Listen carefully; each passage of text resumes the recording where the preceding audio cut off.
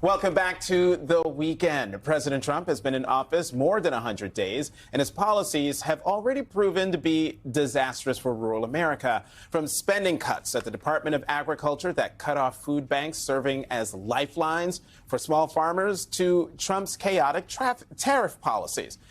Talks between the United States and China have raised hopes that the two countries will scale back the tariffs, also known as massive taxes, that both countries have imposed on each other's goods.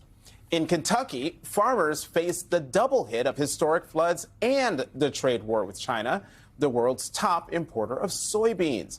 And Kentucky's famous spirits industry remains caught in the middle of Trump's on-again, off-again tariff dispute with its biggest customer, Canada. Kentucky's Democratic Governor Andy Beshear has blasted the impact of Trump's tariffs and called on others who oppose them to do the same.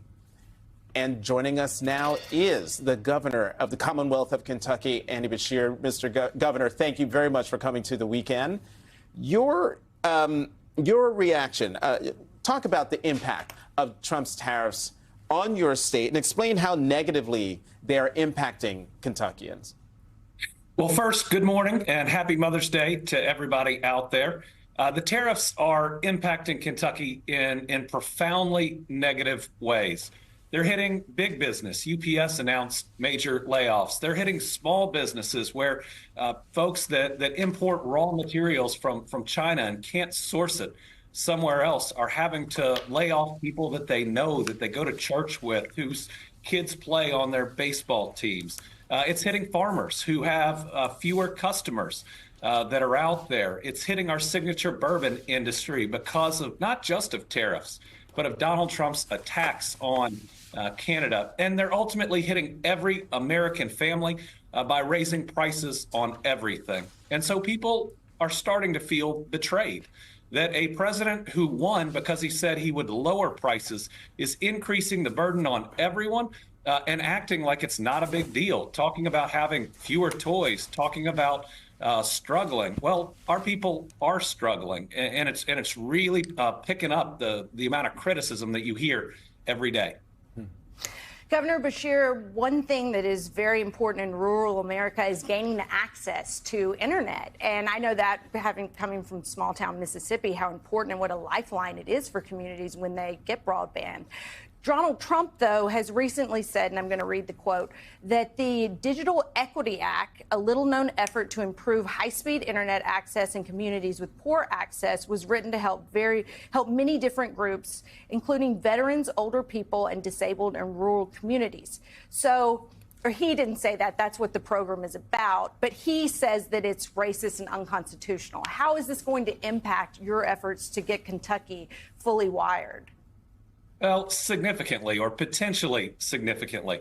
This administration thinks that diversity is a dirty word. I believe that it's something that we ought to aim towards, that more voices at the table make us better, that more room at the table makes us stronger. And they seem to think that diversity is only about race. It's not. It's also about poverty. It's about disability. It's about veterans. And so when you look at those programs, they basically put money into rural America. They put money into Appalachia. They put money into Kentucky. And so I have significant concerns about the impact that program and pulling it back could have. But also I have concerns about the BEAD program overall. I mean, certainly there were problems in the last administration with so many regulations. It just took too long, and that's something I expressed during that administration. But we haven't seen a single dollar on it go out in this administration. This was the promise, a bipartisan bill where we were going to bring internet to every part of America, make us competitive with every part of the world, open up new markets for anyone, anywhere that wanted to start a business, or any child anywhere that could see a Nobel laureate for their education. So it's really important that we continue to push to get that program out, because it can be a game changer, not just for parts of my state, but parts of America that have been overlooked. Governor Beshear, after 2024, there's been a lot of conversation about how the party can talk to moderate voters that may have turned their back, while at the same time making sure that the marginalized groups, these diverse groups you're talking about, continue to be a part of the coalition. And I think, you wrote an op-ed that said, "I'm the governor of Kentucky. Here's how Democrats can win again." And I want to read a little bit to you. "None of this means we abandon important values and principles. As governor, I have vetoed numerous anti-LGBTQ and anti-choice bills, yet I still beat Mr. Trump's hand-picked candidate last fall. That happened because even if some voters might have disagreed with the vetoes, they knew the next day I would be announcing new jobs, opening a new health clinic, or finishing a new road that would cut 20 minutes off their commuting." And, there are other Democrats out there, some of the governors that are serving with you, Governor Newsom, who are taking a different tact, right, when talking about trans issues. And I'm curious how you think the Democrats should be balancing getting those moderates while making sure they're continuing to do what they say they do, which is defend and protect the least among us.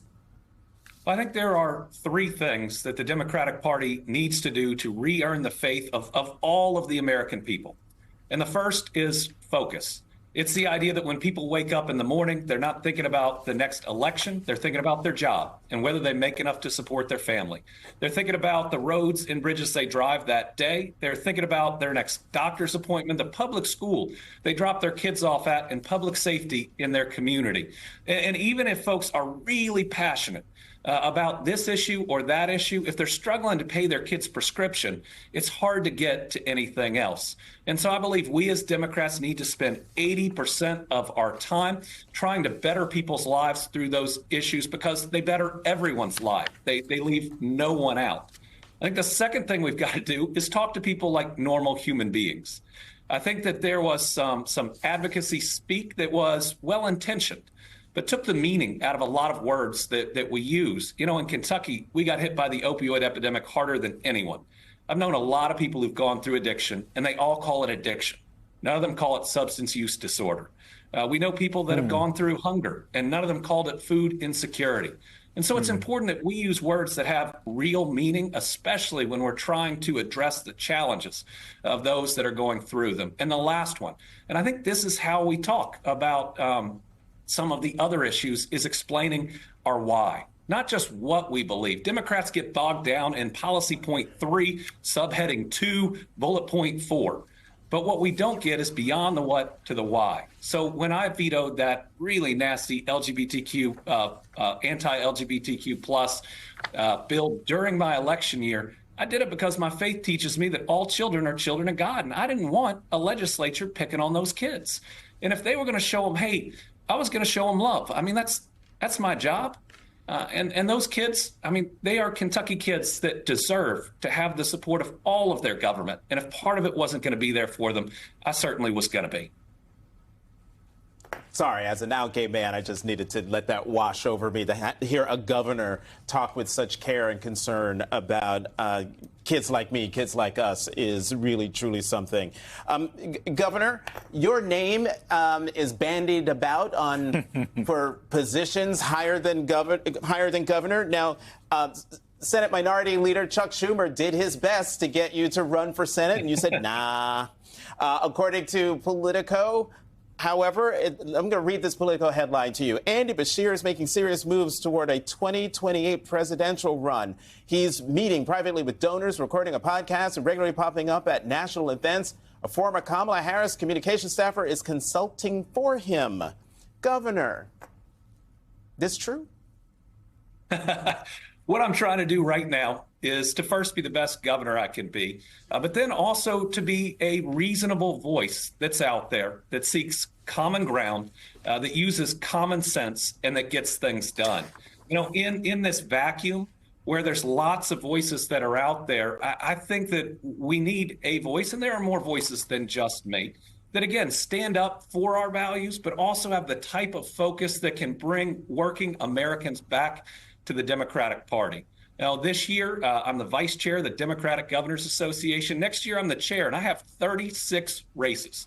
And so if I do things right, we'll have a lot more names in that paragraph about 2028. If I do things right next year, we're going to have a big stage, a giant primary that'll generate lots of excitement. So that's my goal.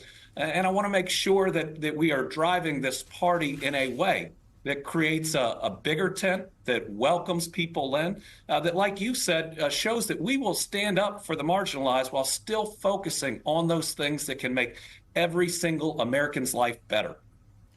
Governor, I'm going to try this one more time because I know we know how this tap dance works. But, you know, in Elena Schneider's article, she also says, in talking about the other governors, you don't represent the fifth wealthiest economy along with its billionaire networks, like California Governor Gavin Newsom, not a billionaire himself like Illinois Governor J.B. Pritzker, not well known on the cable news airwaves or the high dollar donor circuit like Purple State regulars Gretchen Whitmer of Michigan or Josh Shapiro of Pennsylvania. So I guess my question, if someone maybe with the initials AB were to run for president, what would they bring to that stage that you're talking about?